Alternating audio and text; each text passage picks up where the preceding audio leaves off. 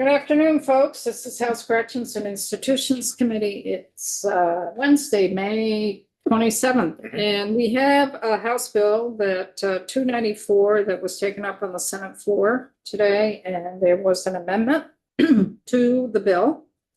And we have the amendment before us. And what it is, the bill deals with the telecommunications, and this is the evaluation that DOC would be doing on providing telecommunications, a different method of providing telecommunications to folks who are incarcerated, and as well as working with staff on this too. So there was a stakeholders that DOC had to reach out to.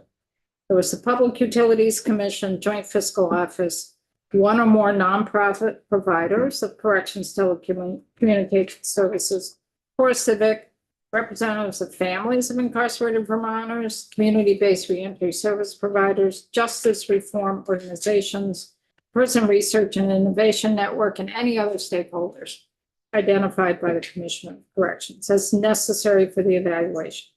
So what the amendment does, it takes out CoreCivic as one of those stakeholders.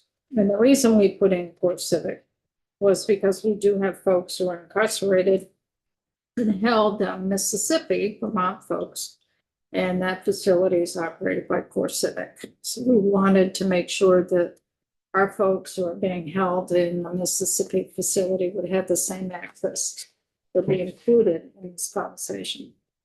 So Connor, it's your bill. You sat in a little bit on the side. Yeah, I heard the interrogation this morning. And I get where Senator Vyhovsky's coming from. I think it's a good place. I don't think, a for-profit provider should necessarily have a seat at the table when it comes to overall corrections policy. The reason we put it in the bill as a stakeholder was just to make sure the out-of-state population was in the conversation when we get the feasibility study back on that. Because we, maybe even more than the ones in state, we want to account for the 150 people who are so far removed from their families. But because it is a study, right? And because the department's heard our concerns, I do have faith that they would come back after looking at the out-of-state population. So I think it does make sense to concur or risk the bill, Diane. So you are moving that we concur with the Senate proposal amendment? I am indeed. Second. Any further discussion? All those in favor, please raise your hand. Those opposed. So on a straw vote of 9-0-2, we move to concur with the Senate proposal of amendment. The goal is to take this up when we go back on the floor this afternoon.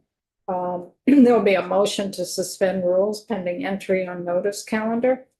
And then we'll take it up, and hopefully, Connor, you won't have any. I will. I know I will. It'll probably be Gina. Gina. May I interrogate the presenter? Oh, well, Gina will really like this one, I think. I think Gina's not around. Okay, we're on live. Guys.